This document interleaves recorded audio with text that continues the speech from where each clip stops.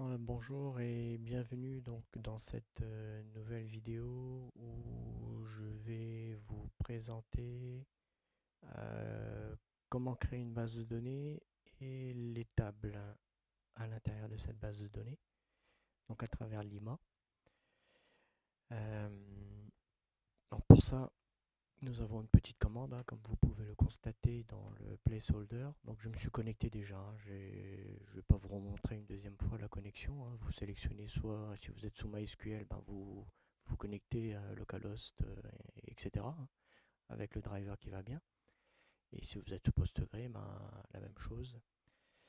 Donc là, on va créer euh, une base, une base de données, une nouvelle base de données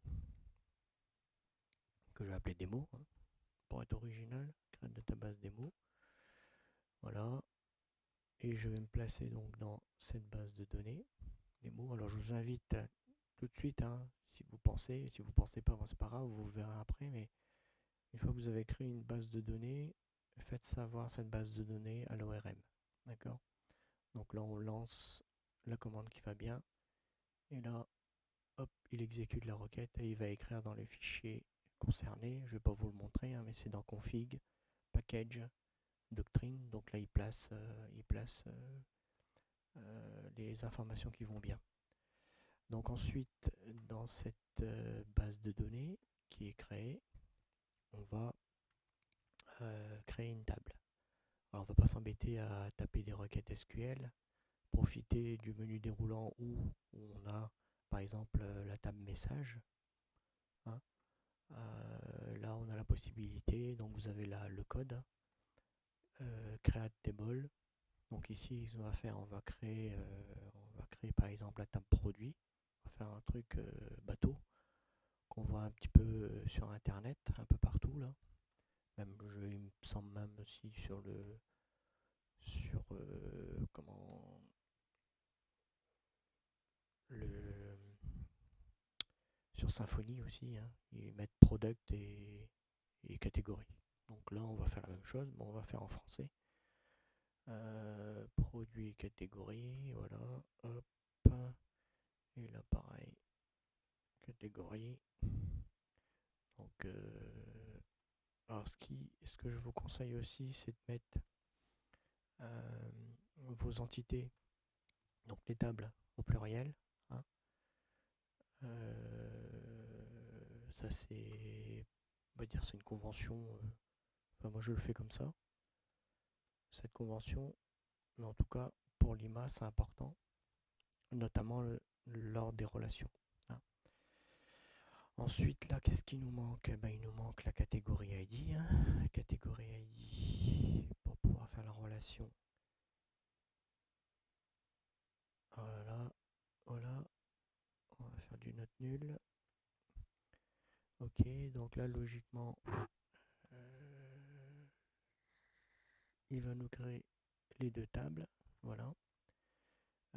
Ce qu'on pourrait ajouter aussi à produit que j'ai pas fait, j'ai fait exprès, hein, c'est rajouter une référence. Donc ça c'est pour vous montrer maintenant la trousse, hein, qui va vous permettre de, par exemple ici, nous ce qu'on voudrait faire, on va faire un truc tout simple, hein. On va pas faire les cascades ni les restricts, delete restrict.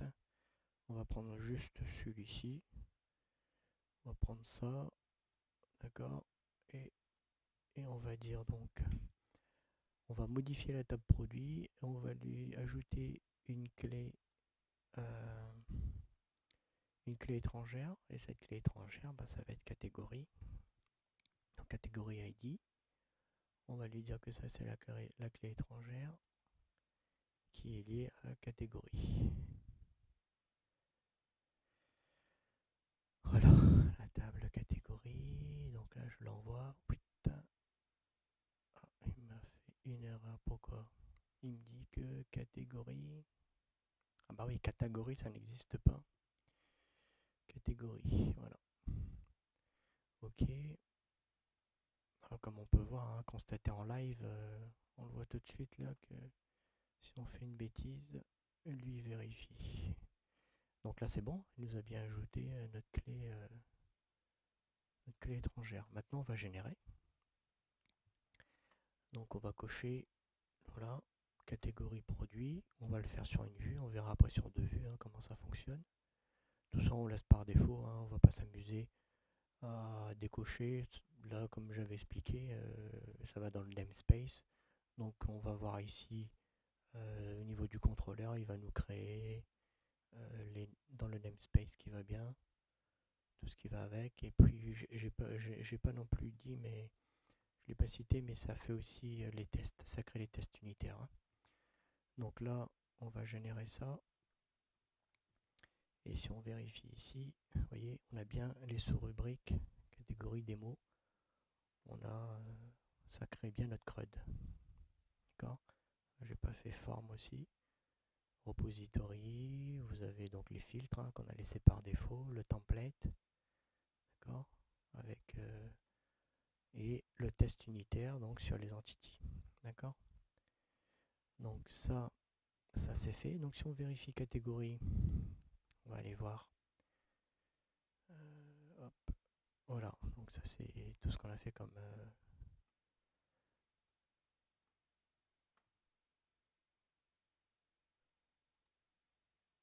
alors là, dans catégorie, on va ajouter une catégorie, donc un exemple de catégorie, comme par exemple, je sais pas, on va faire par exemple homme. Voilà, femme. Bon, c'est des trucs bateaux, je l'ai pas préparé. On va faire ça propre. On fera vraiment quelque chose de plus. Et ensuite, on va mettre enfant. Voilà, on a créé des catégories, on va faire ça comme ça. Au niveau du produit, vous voyez là ici, on a la liste automatiquement en fonction des catégories. Donc il a fait la liaison, on va voir un petit peu les fichiers concernés. Donc si vous regardez catégorie, alors pourquoi c'est...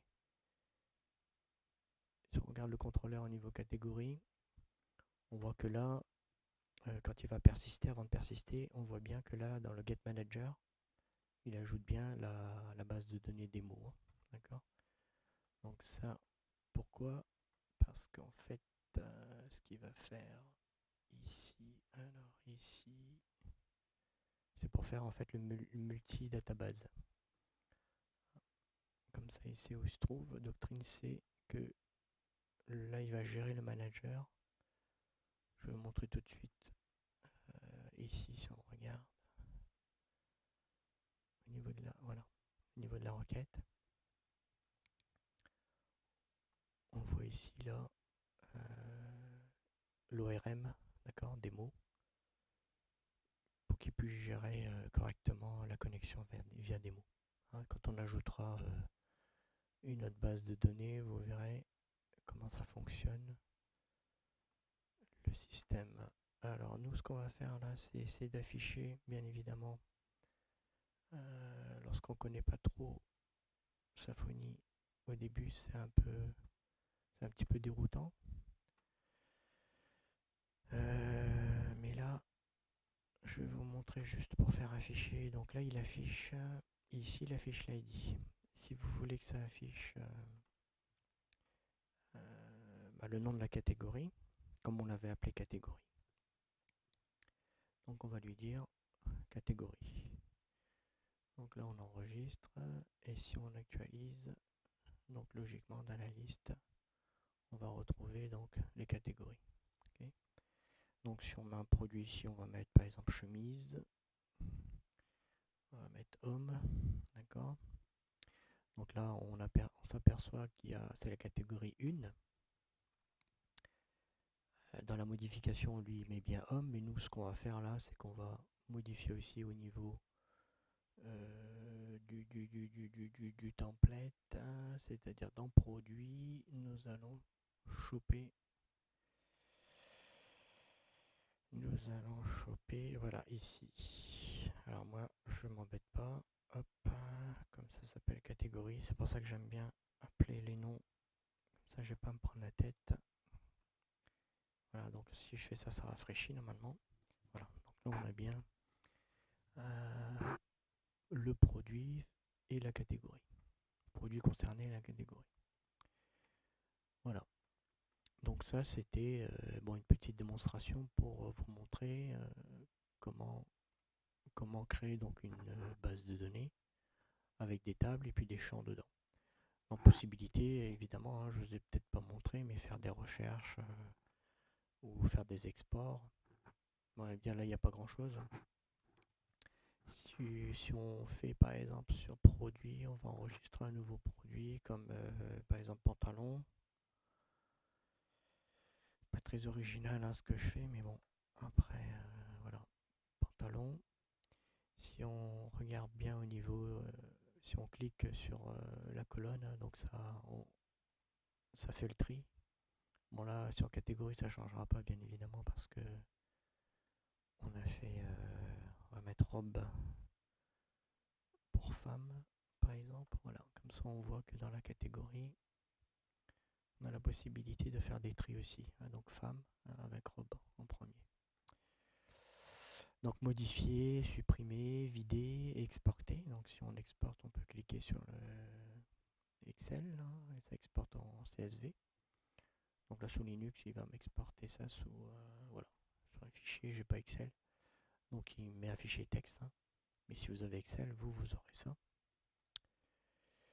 Donc ça aussi, c'est intéressant. Possibilité également aussi, si vous voulez charger, supposons que vous voulez passer d'un projet à un autre, hein, je sais pas. Donc vous faites votre export. Une fois que vous avez toutes vos données, bah, vous pouvez refaire, parcourir, aller chercher les données, puis charger. Il va recharger il va recharger le fichier et vous aurez tous vos produits, par exemple là, dans la liste des produits. Hein. Tout simplement. Donc après, il m'a généré la relation. On va aller faire un petit tour au niveau relation. Juste pour voir un petit peu. Donc entity, donc catégorie. Alors qu'est-ce qu'il m'a créé? Vous voyez, il m'a créé donc un one to many. Donc il m'a fait le mappage. Ensuite, au niveau produit, ben, il m'a fait le many to one. D'accord? Il le détecte automatiquement. Donc il l'écrit. Alors pourquoi il l'a détecté automatiquement? Parce qu'en fait, comme c'est par ordre alphabétique, hein, je pense l'avoir dit dans la précédente vidéo, des fois il le fait pas. S'il le fait pas, pourquoi? Parce que si j'avais mis rubrique aurait été juste en dessous de produit. Donc il y a produit, comme c'est par ordre alphabétique, il l'aurait pas vu, rubrique. Comme là, il sait catégorie existe, l'entité catégorie existe. Donc il se dit, tiens, ah, ça existe, ok. Donc je vais pouvoir faire le mappage. Donc si ça avait été rubrique, il n'aurait pas eu de mappage. Il fallait aller dans relation et cocher rubrique et faire many to one. Puis voilà. Puis c'est réglé. Donc voilà pour cette petite présentation enfin, cette petite démo.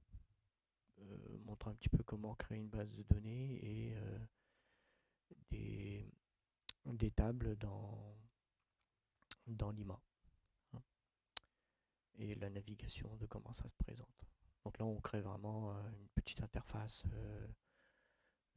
de back-office. Hein. Après, on pourra transformer lorsque je ferai un petit TP sur demande. Là, j'ai dans la tête de faire une interface de demande et de suivi d'intervention.